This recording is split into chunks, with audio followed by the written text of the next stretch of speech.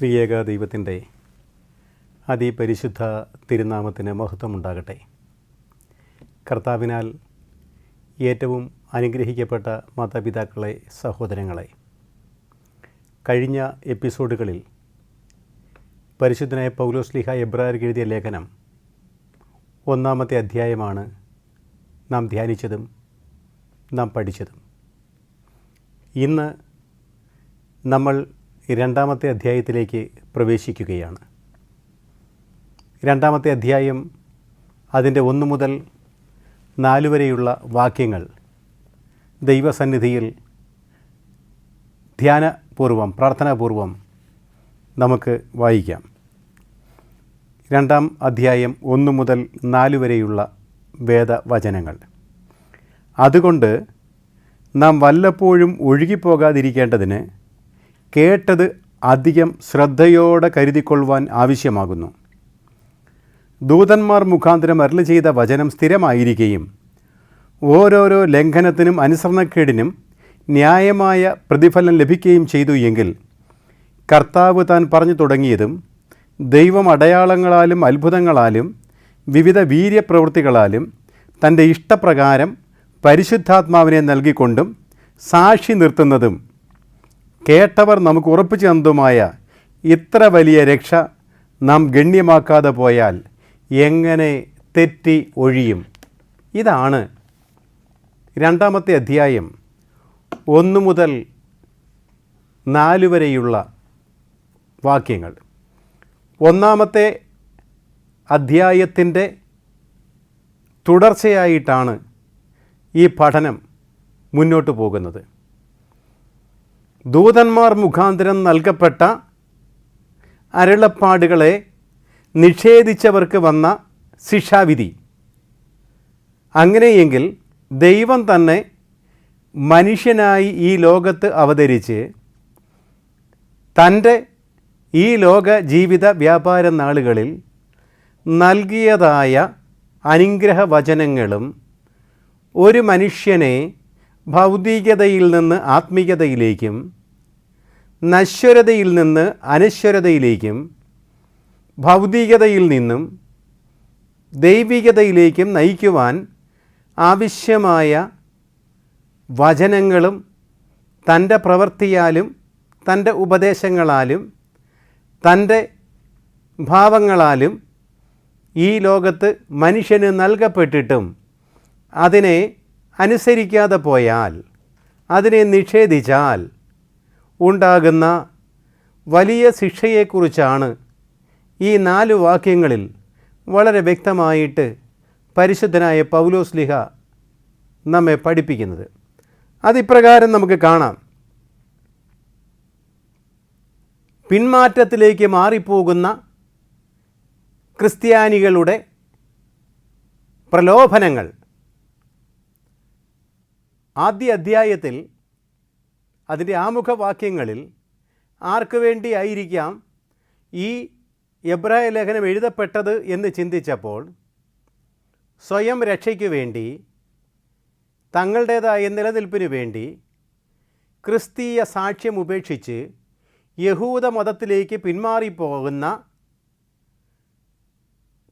ക്രിസ്ത്യാനികളെ, യഹൂദ ക്രിസ്ത്യാനികളെ ആ പിന്മാറ്റത്തിൽ നിന്നും ക്രൈസ്തീയ വിശ്വാസത്തിൻ്റെ ഉറപ്പിലേക്കും ദൃഢതയിലേക്കും പൂർണ്ണമായ വിശ്വാസത്തിലേക്കും മടക്കിക്കൊണ്ടുവരുവാനുള്ള ശ്രദ്ധേയമായ ആഹ്വാനമാണ് പൗലോസ്ലീഹ നൽകുന്നത് എന്ന് ഈ വേദഭാഗത്തിൽ നമുക്ക് ദർശിക്കുവാനായിട്ട് സാധിക്കും.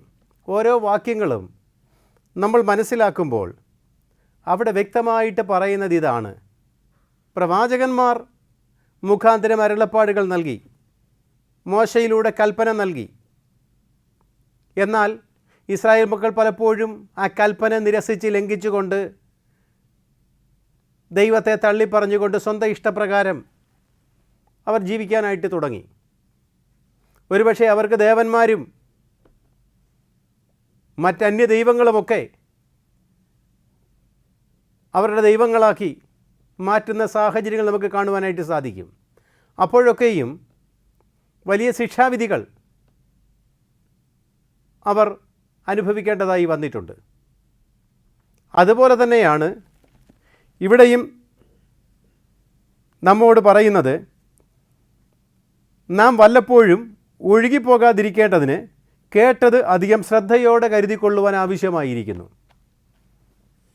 ദൈവത്തിൽ നിന്ന് കേട്ടതായി, ക്രിസ്തുവിൽ നിന്ന് കേട്ടതായ വചനം, നൽകപ്പെട്ടതായ വചനം, സത്യത്തിൻ്റെ മാർഗം, നീതിയുടെ മാർഗം, സ്നേഹത്തിൻ്റെ ഭാവം, ഇതൊക്കെ ക്രിസ്തുവിൻ്റെ മുദ്ര നമ്മിൽ പതിപ്പിക്കുന്നതാണ്. കാരണം പുത്രൻ ദൈവത്തിൻ്റെ അടയാളവും മുദ്രയും പ്രഭയും തേജസ്സും മഹത്വവുമാകുന്നു. അതുപോലെ യേശു തമ്പുരാൻ ശിഷ്യന്മാരോടും നമ്മോടും പറയുന്നു, പിതാവും ഞാനും ഒന്നായിരിക്കുന്നത് പോലെ നാമും ഒന്നായിരിക്കേണ്ടതിന് തന്നെ. പുത്രൻ തമ്പുരാൻ ദൈവത്തിൻ്റെ മുദ്രയാണെങ്കിൽ നമ്മിൽ ഓരോരുത്തരിലും പുത്രൻ തമ്പുരാൻ ആ മുദ്ര പതിപ്പിച്ചിരിക്കുകയാണ്. പരിശുദ്ധനെ പൗലോസ് ലീഹ ഫിലിപ്പർക്ക് എഴുതിയ ലേഖനം 2-ാം അധ്യായം അതിൻ്റെ 5-ാമത്തെ വാക്യത്തിൽ പറയുന്നു, have the true mind of Jesus Christ. ക്രിസ്തുവിൻ്റെ അതേ ഭാവം തന്നെ നിങ്ങളിലും ഉണ്ടായിരിക്കട്ടെ എന്ന് പറഞ്ഞാൽ, ക്രിസ്തുവിൻ്റെ അതേ മുദ്ര, പിതാവും ഞാനും ഒന്നായിരിക്കുന്നത് പോലെ ഞാനും നിങ്ങളും ഒന്നായിരിക്കേണ്ടതിന് തന്നെ. ക്രിസ്തുവിൽ ഒന്നായിത്തീരുന്ന അനുഭവം, പിന്മാറ്റത്തിൽ നിന്ന് ദൈവികമായ സാക്ഷ്യത്തിൻ്റെ അനുഭവത്തിലേക്ക് മടങ്ങി വരുവാനുള്ള ആഹ്വാനമാണ് പൗലോസ് ലീഹ ഇതിലൂടെ നമ്മെ ഓർമ്മിപ്പിക്കുന്നത്. ആഴക്കടലിലൂടെ കടന്നു പോകുന്ന കപ്പലുകൾ അത് തീരത്തേക്ക് അടുക്കുമ്പോൾ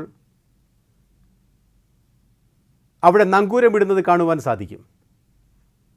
കാരണം കാറ്റ് വന്നാലും നല്ല തിരമാലകൾ വന്നാലും അത് ഒഴുകിപ്പോകാതിരിക്കാൻ നങ്കൂരമിട്ട് അതിനെ ഉറപ്പിക്കും.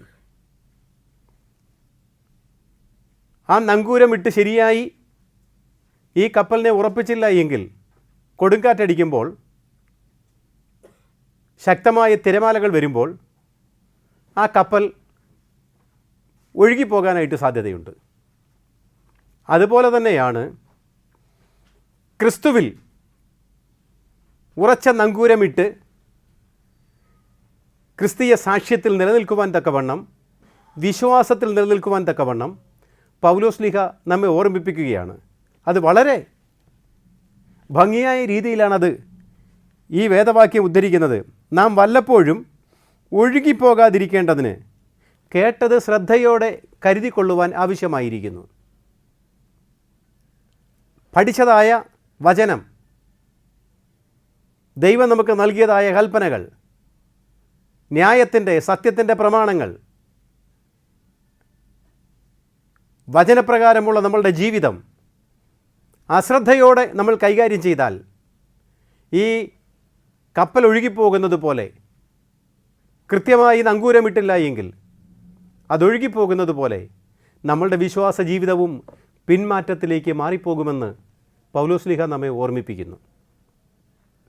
അതുകൊണ്ട് വിശ്വാസത്തിൽ സ്ഥിരത കാണിക്കുവാൻ തക്കവണ്ണം, വചനത്തിൽ ആഴമായ വേരുണ്ടാകുവാൻ തക്കവണ്ണം, ദൈവത്തിൻ്റെ ശോഭ, ക്രിസ്തുവിൻ്റെ ശോഭ, ദൈവത്തിൻ്റെ മുദ്ര പുത്രനാകുന്നു, ദൈവത്തിൻ്റെ മഹത്വം പുത്രനാകുന്നു, ദൈവത്തിൻ്റെ തേജസ് പുത്രനാകുന്നു.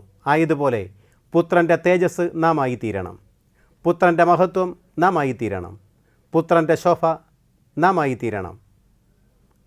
അങ്ങനെ ക്രിസ്തുവും ഞാനും ഒന്നായി ജീവിക്കുവാൻ തക്കവണ്ണം പൗലോസ് ലീഹ ഈ വേദഭാഗത്തിലൂടെ നമ്മെ ഓർമ്മിപ്പിക്കുകയാണ്.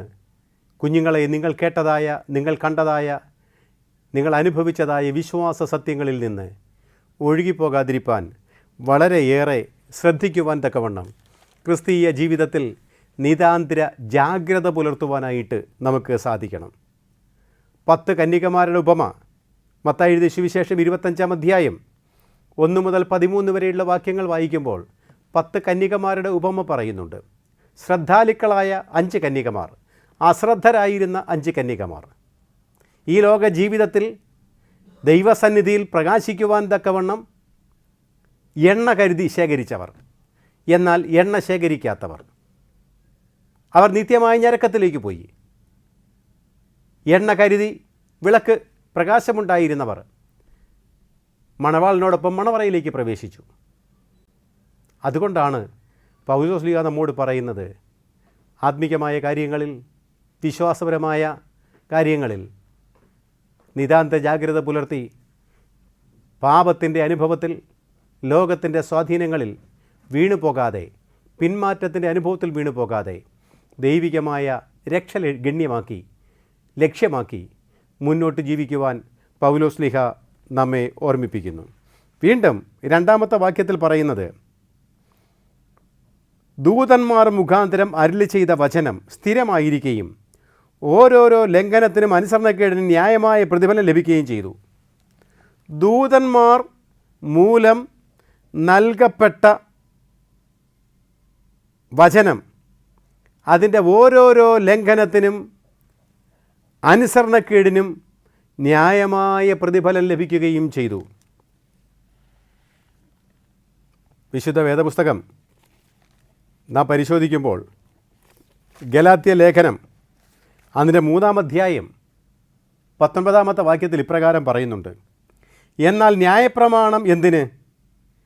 വാഗ്ദത്തം ലഭിച്ച സന്തതി വരുവോളം അത് ലംഘനങ്ങൾ നിമിത്തം കൂട്ടിച്ചേർത്തതും ദൂതന്മാർ മുഖാന്തരം മധ്യസ്ഥൻ്റെ കയ്യിൽ ഏൽപ്പിച്ചതുമത്രേ. അപ്പോൾ ന്യായപ്രമാണം ദൂതന്മാർ മുഖാന്തരം മധ്യസ്ഥൻ്റെ കയ്യിൽ ഏൽപ്പിച്ചതാണ്. ഇത് വാഗ്ദത്തം ലഭിച്ച സന്തതി വരുവോളം എന്താണെന്ന് ചോദിച്ചാൽ ദൂതന്മാർ മുഖാന്തരം നൽകപ്പെട്ടതാണ് ന്യായപ്രമാണം. എന്നാൽ ആ ന്യായപ്രമാണം ലംഘിച്ച മനുഷ്യർക്ക് ധാരാളം ശിക്ഷ അനുഭവിക്കേണ്ടതായി വന്നു. വീണ്ടും അപ്പോസ്തല പ്രവൃത്തികൾ 7-ാം അധ്യായം 53-ാമത്തെ വാക്യം നമുക്കൊന്ന് വായിക്കാം. അപ്പോസ്തല പ്രവൃത്തികൾ 7-ാം അധ്യായം 53. അവന് നിങ്ങളിപ്പോൾ ദ്രോഹികളും കുലപാതകന്മാരുമായി തീർന്നു. നിങ്ങൾ ദൈവദൂതന്മാരുടെ നിയോഗങ്ങളായി ന്യായപ്രമാണം പ്രാപിച്ചു എങ്കിലും അത് പ്രമാണിച്ചിട്ടില്ല. നിങ്ങളിപ്പോൾ ദ്രോഹികളും കുലപാതകന്മാരുമായി തീർന്നു. ദൈവത്തിൻ്റെ ദൂതന്മാർ മുഖാന്തരം നൽകപ്പെട്ട നിയോഗങ്ങളായി ന്യായപ്രമാണം പ്രാപിച്ചു എങ്കിലും ആ ന്യായപ്രമാണം നിങ്ങൾ പ്രമാണിച്ചില്ല. അതുകൊണ്ട് നിങ്ങൾ കൊലപാതകന്മാരും ദ്രോഹികളുമായി തീർന്നു. അപ്പോൾ ദൂതന്മാർ മുഖാന്തരം നൽകപ്പെട്ടതായ ന്യായപ്രമാണം നിരസിച്ചവർക്കുണ്ടായതായ ശിക്ഷാവിധിയെപ്പറ്റി പറയുന്നു. അങ്ങനെയെങ്കിൽ ദൈവം തന്നെ മനുഷ്യനായി അവതരിച്ച് തൻ്റെ പ്രവൃത്തികളാലും വചനത്താലും നമുക്ക് നൽകിയതായ പ്രമാണത്തെ നിരസിക്കുന്നവർക്ക് എത്രമാത്രം ശിക്ഷ അനുഭവിക്കേണ്ടി വരും എന്ന് ഈ വേദവാക്യത്തിലൂടെ നമ്മെ പഠിപ്പിക്കുന്നു. അതുമാത്രമല്ല, 4-ാമത്തെ വാക്യത്തിൽ പറയുന്നത്, അതിൻ്റെ സാക്ഷി എന്ന് പറയുന്നത് ദൈവം തന്നെയാണ്. ഈ രക്ഷാ സന്ദേശത്തിൻ്റെ സാക്ഷി എന്ന് പറയുന്നത് തൻ്റെ പരിശുദ്ധാത്മാവിനെ നൽകിക്കൊണ്ട് സാക്ഷി നിന്നതും കേട്ടവർ നമുക്ക് ഉറപ്പിച്ചു തന്നതുമായ ഇത്ര വലിയ രക്ഷ ഗണ്യമാക്കാതെ പോയാൽ എങ്ങനെ ആ ശിക്ഷാവിധിയിൽ നിന്ന് നമ്മൾ തെറ്റി ഒഴിയും എന്നാണ് പൗലോസ്ലീഹ നമ്മെ പഠിപ്പിക്കുന്നത്. ദൈവം തന്നെയാണ് സാക്ഷി. കാരണം ദൈവത്തിൻ്റെ പുത്രനാണ്, ദൈവം തന്നെയാണ് ഈ രക്ഷാവചനം നമുക്ക് നൽകിയത്, രക്ഷാമാർഗം നമുക്ക് നൽകിയത്. ആ രക്ഷാമാർഗത്തിൽ നൽകിയതായ വചനങ്ങളും അതോടൊപ്പം തന്നെ മാർഗങ്ങളും നാം ഗണ്യമാക്കാതെ പോയാൽ ഇതെല്ലാം ദൈവം സാക്ഷിയാണ്, ഓർത്തുകൊള്ളുക എന്ന് പൗലോസ്ലീഹ നമ്മെ ഓർമ്മിപ്പിക്കുകയാണ്. നമ്മളെല്ലാം ദൈവത്തിൻ്റെ വചനം വായിക്കുന്നവരും ഇപ്പോഴും ദൈവവചനം കേൾക്കുന്നവരും ദൈവവചനം ധ്യാനിക്കുന്നവരുമാണ്. ക്രിസ്തു നമ്മുടെ മുമ്പിൽ നിൽക്കുന്നു. ആ ക്രിസ്തുവിനെ കണ്ടുകൊണ്ട് അവനെ എൻ്റെ ഉള്ളിൽ വായിച്ചെടുക്കുവാൻ, മനസ്സിലാക്കുവാനുള്ള ദൈവികമായ മക്കളെന്നുള്ള പദവി എനിക്ക് നൽകപ്പെട്ടിരിക്കെ ആ ക്രിസ്തുവിനെ ഉള്ളിൽ സ്വീകരിക്കുവാനും അതിൻ പ്രകാരം ജീവിക്കുവാനും നമുക്ക് സാധിക്കുന്നില്ല എങ്കിൽ ദൈവം സാക്ഷിയാണ്. അതിനെ ഗണ്യമാക്കാതെ പോയാൽ നമുക്കുള്ള ശിക്ഷാവിധി എത്രയോ അധികമാകും. അതുകൊണ്ട് ഉദാസീനതയിലും അലസതയിലും താല്പര്യമില്ലായ്മയിലും പിന്മാറ്റത്തിലും ഈ ലോകത്തിൻ്റെ ഇഷ്ടപ്രകാരം ജീവിക്കുന്ന ക്രിസ്തീയ പൈതലെ, നീ ഈ വക കാര്യങ്ങൾ മനസ്സിലാക്കി ദൈവികമായ സാക്ഷ്യമുള്ള ജീവിതത്തിലേക്ക് മടങ്ങി വരണമെന്ന് പൗലോസ്ലീഹ ഈ വചനത്തിലൂടെ നമ്മോട് പഠിപ്പിക്കുകയാണ്. കാരണം ആ വചനം സത്യമായിരുന്നു. ആ സത്യവചനത്തെ ഉൾക്കൊള്ളുവാനും അതിൻ പ്രകാരം ജീവിക്കുവാനും നമുക്ക് സാധിക്കട്ടെ. രക്ഷാസന്ദേശത്തിൻ്റെ സാക്ഷി ദൈവം തന്നെയാണ്. ദൈവത്തിൻ്റെ വചനം ശ്രവിച്ചവർക്കും ദൈവത്തെ അറിഞ്ഞവർക്കും ദൈവത്തെ രുചിച്ചറിഞ്ഞവർക്കും ദൈവികമായ നന്മകളും അനുഗ്രഹങ്ങളും പ്രാപിച്ച് ഈ വചനത്തിലൂടെ വചനത്തിൻ്റെ ആത്മാവ് നമ്മുടെ ഉള്ളിൽ വസിച്ചിട്ടും ആ ദൈവത്തെ പിൻപറ്റാതെ അതിൽ നിന്ന് തെറ്റി ഒഴിഞ്ഞ് ജീവിക്കുവാൻ ആണ് നമ്മൾ ശ്രമിക്കുന്നതെങ്കിൽ പൗലോസ്ലീഹ നമ്മെ ഓർമ്മിപ്പിക്കുന്നു, ആ വചനപ്രകാരം ജീവിക്കുവാൻ ഞാനും നിങ്ങളും കടപ്പെട്ടവരാണ്. ഒന്ന് ആലോചിച്ച് നോക്കിക്കേ, ഞാൻ നിലനിൽക്കുന്നത് എന്തുകൊണ്ടാണ്? ഞാൻ ഇന്ന് ആയിരിക്കുന്നത് ഈ ഭാഗത്ത് നിന്ന് നിങ്ങളോട് സംസാരിക്കുവാൻ തക്കവണ്ണം എന്നെ ഇടയാക്കി തീർത്തതാരാണ്? ഈ വചനം ശ്രവിക്കുവാൻ തക്കവണ്ണം നിങ്ങളെ ഓരോരുത്തരെയും ഇടയാക്കി തീർത്തതാരാണ്? ഇന്ന് ഞാൻ അനുഭവിക്കുന്ന സന്തോഷങ്ങൾക്ക് കാരണാഭൂതനാരാണ്? എൻ്റെ ഭവനം, എൻ്റെ നന്മകൾ, ദൈവം നൽകിയ അനുഗ്രഹങ്ങൾ, എൻ്റെ കുഞ്ഞുങ്ങൾ, എൻ്റെ കുടുംബം, അതുപോലെ തന്നെ ദൈവം നൽകിയതായ രക്ഷയുടെ അനുഭവം, ഇതൊക്കെ ദൈവത്തിൻ്റെ ദാനമാണ്. പലപ്പോഴും ഇതൊക്കെ മറന്ന് ജീവിക്കുന്ന ആളുകളെ നമുക്ക് കാണുവാനായിട്ട് സാധിക്കും. ഉത്തരവാദിത്തങ്ങളിൽ നിന്ന് ഒഴിഞ്ഞു മാറി, കടമകളിൽ നിന്ന് ഒഴിഞ്ഞു മാറി, വിശ്വാസ ജീവിതത്തിൽ നിന്ന് ഒഴിഞ്ഞു മാറി ജീവിക്കുന്ന ധാരാളം ആളുകളെ നമുക്ക് കാണുവാനായിട്ട് സാധിക്കും. ഇന്നത്തെ ആധുനിക തലമുറയിലേക്ക് നാം ഒന്ന് കണ്ണോടിക്കുകയാണെങ്കിൽ പലർക്കും സാമ്പത്തികമായ മാർഗങ്ങളും വിദ്യാഭ്യാസപരമായ ഉന്നതിയും ഔദ്യോഗികമായ ഉന്നത പദവികളുമൊക്കെ ലഭിച്ചപ്പോൾ പലർക്കും അതൊക്കെ നൽകിയ ദൈവത്തെ വേണ്ടാതായി ജീവിക്കുന്ന പല ആളുകളെയും നമുക്ക് കാണുവാനായിട്ട് സാധിക്കും. എന്നാൽ നേരെ തിരിച്ച് എൻ്റെ ജീവിതത്തിലെ ഓരോ നന്മകളും ദൈവത്തിൻ്റെ ദാനമാണെന്ന് തിരിച്ചറിഞ്ഞവർ എത്ര ഉന്നത പദവിയിൽ ചെന്നാലും ദൈവത്തെ പിൻപറ്റുന്ന സത്യവിശ്വാസികളെയും നമുക്ക് കാണുവാനായിട്ട് സാധിക്കും. ഇങ്ങനെ രണ്ട് ഭാവങ്ങളുടെ മധ്യേ കൂടെയാണ് ഞാനും നിങ്ങളും കടന്നു പോകുന്നത്. എത്ര വലിയ രക്ഷയാണ് ദൈവം നമുക്ക് നൽകിയത്! തൻ്റെ ഏകജാതനെ നൽകുവാൻ തക്കവണ്ണം, അവനെ ക്രൂശിൽ നൽകുവാൻ തക്കവണ്ണം എന്നെ എൻ്റെ പിതാവാൻ ദൈവം സ്നേഹിച്ചു. അതിൽ നിന്ന് എൻ്റെ പിതാവിൻ്റെ ഹിതത്തിൽ നിന്ന് തെറ്റി ഒഴിഞ്ഞു പോകുവാൻ കർത്താവ് ആഗ്രഹിച്ചില്ല. കർത്താവ് സ്വമനസാലെ ഈ യാഗവസ്തുവായിട്ട് അവൻ മാറ്റപ്പെട്ടു. എന്തിനാണെന്ന് ചോദിച്ചാൽ, എൻ്റെ പാപത്തിൽ നിന്നും, എൻ്റെ വീഴ്ചയിൽ നിന്നും, എൻ്റെ മലിനകരമായ ജീവിതത്തിൽ നിന്നും, മരണത്തിൽ നിന്നും എന്നെ വീണ്ടെടുക്കുവാൻ തക്കവണ്ണം ദൈവത്തിൻ്റെ പുത്രൻ സ്വയം യാഗവസ്തുവായി തീർന്നു.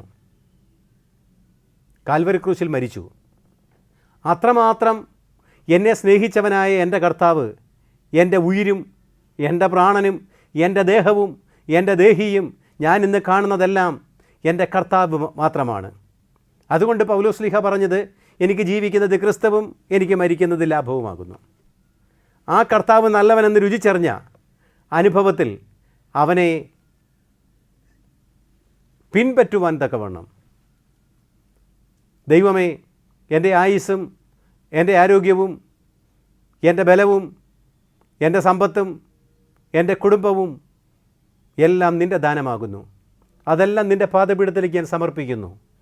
നീ മാത്രം മതി, നീ മാത്രം മതി, എനിക്ക് എൻ്റെ കർത്താവ് മാത്രം മതി എന്നുള്ള പൂർണ്ണമായ സമർപ്പണത്തിൻ്റെയും വിശ്വാസത്തിൻ്റെയും അനുഭവത്തിൽ യേശുവിനെ, ക്രിസ്തുവിനെ പിൻപറ്റുവാൻ തക്കവണ്ണം പൗലോസ്ലീഹ നമ്മെ ഓർമ്മിപ്പിക്കുകയാണ്. ഇവിടെ തിരുവചനത്തിലൂടെ പൗലോസ്ലീഹ നമ്മെ ഓർമ്മിപ്പിക്കുന്നു, തൻ്റെ ഇഷ്ടപ്രകാരം പരിശുദ്ധാത്മാവിനെ നൽകിക്കൊണ്ടും സാക്ഷി നിന്നതും കേട്ടവർ നമുക്ക് ഉറപ്പിച്ചു തന്നതുമായി ഇത്ര വലിയ രക്ഷ നാം ഗണ്യമാക്കാതെ പോയാൽ എങ്ങനെ തെറ്റി ഒഴിയും? എന്താണ് ഇത്ര വലിയ രക്ഷ? ഇത്ര വലിയ രക്ഷയാണ് ദൈവം തമ്പുരാൻ നമുക്ക് നൽകിയിരിക്കുന്നത്. എന്താണ് ആ രക്ഷ? ആ രക്ഷ ക്രിസ്തു തന്നെയാണ്. ദൈവം നമുക്ക് നൽകിയിരിക്കുന്ന രക്ഷ എൻ്റെ ക്രിസ്തു തന്നെയാണ്, ദൈവപുത്രനാണ്. ആ ക്രിസ്തുവിൽ കൂടിയാണ് ഈ രക്ഷ പ്രഘോഷിക്കപ്പെട്ടത്. ക്രിസ്തു രക്ഷയാണ്. ആ രക്ഷ പ്രഘോഷിക്കപ്പെട്ടതും ക്രിസ്തുവിലൂടെയാണ്. അത് ഞാനും നിങ്ങൾ ഓരോരുത്തരും നമ്മുടെ പിതാക്കന്മാരും ഒക്കെ അനുഭവിച്ചതും രുചിച്ചറിഞ്ഞതുമാണ്.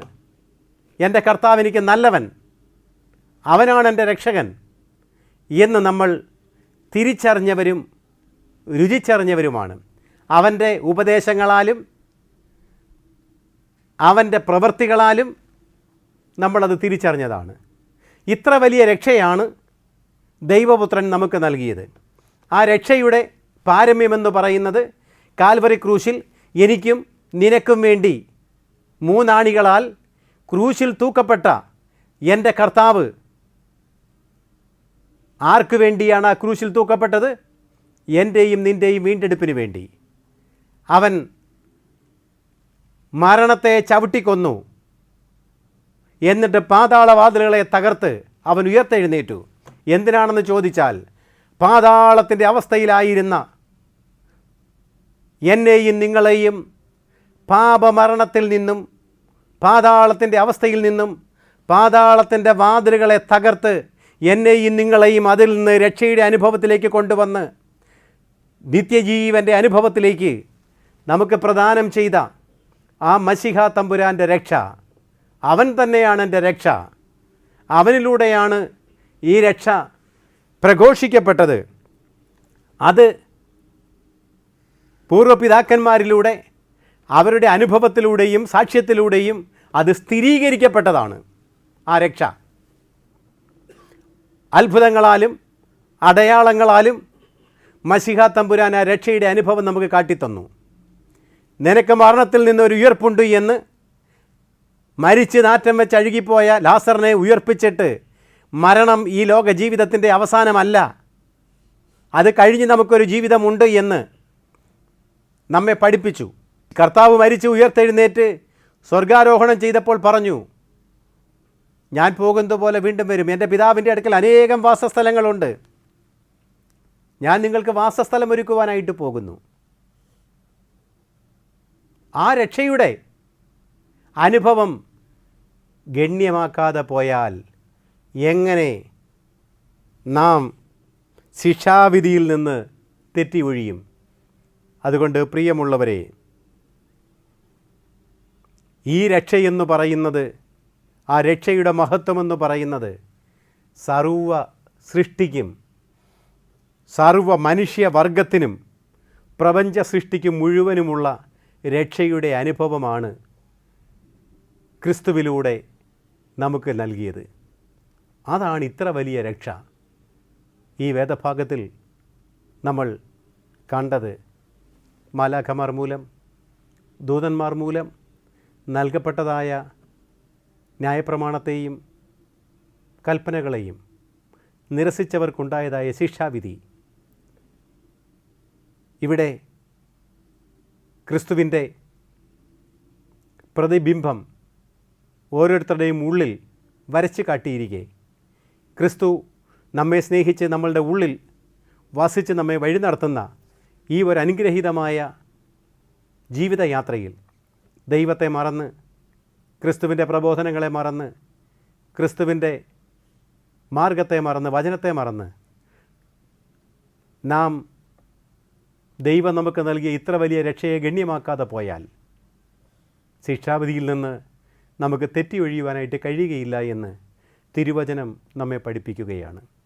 അത് യഹൂദ ക്രിസ്ത്യാനികൾക്ക് നൽകുന്ന ഒരു മുന്നറിയിപ്പ് എന്നുള്ളത് മാത്രമല്ല, ദൈവത്തിൽ നിന്ന് ക്രിസ്തുവിൽ നിന്ന് അകന്ന് യഹൂദ മതത്തിലേക്ക് പിന്മാറിപ്പോയ യഹൂദ ക്രിസ്ത്യാനികളെക്കുറിച്ച് മാത്രമല്ല, വർത്തമാനകാലത്ത് ദൈവത്തിൽ നിന്ന് അന്യപ്പെട്ട് ക്രിസ്തീയ ജീവിതത്തിൽ നിന്ന് വേർതിരിഞ്ഞ് പിന്മാറ്റപ്പെട്ട് ലോകത്തിൻ്റേതായ സ്വാർത്ഥതകളിലും തിന്മകളിലും ആർഭാടങ്ങളിലും ആമോദങ്ങളിലും വ്യാമോഹങ്ങളിലും ആർത്തികളിലും ഒക്കെ മുഴുകിക്കഴിയുന്ന എന്നെയും നിങ്ങളെയും ചൂണ്ടിക്കൊണ്ടാണ് പരിശുദ്ധനായ പൗലോസ്ലീഹ നമ്മെ ഓർമ്മിപ്പിക്കുന്നു. ഈ പരിശുദ്ധാത്മാവിനാൽ നമുക്ക് നൽകപ്പെട്ട, ദൈവത്താൽ നൽകപ്പെട്ട ദൈവപുത്രനായ ആ വലിയ രക്ഷയെ ഞാനും നിങ്ങളും ഗണ്യമാക്കാതെ പോയാൽ ആ ശിക്ഷാവിധിയിൽ നിന്ന് ഒഴിഞ്ഞിരിക്കുവാനായിട്ട് നമുക്ക് സാധിക്കയില്ല എന്ന് പൗലോസ്ലീഹ നമ്മെ ഓർമ്മിപ്പിക്കുന്നു. ഈ വചനങ്ങളിലൂടെ ദൈവസന്നിധിയിൽ നമ്മെ തന്നെ സമർപ്പിക്കാം. എൻ്റെ അവസ്ഥ ഇന്ന് എന്താണ്? ഞാനിന്ന് ഏത് ഭാവത്തിലാണ്? ക്രിസ്തുവിൻ്റെ ഭാവത്തിലാണോ?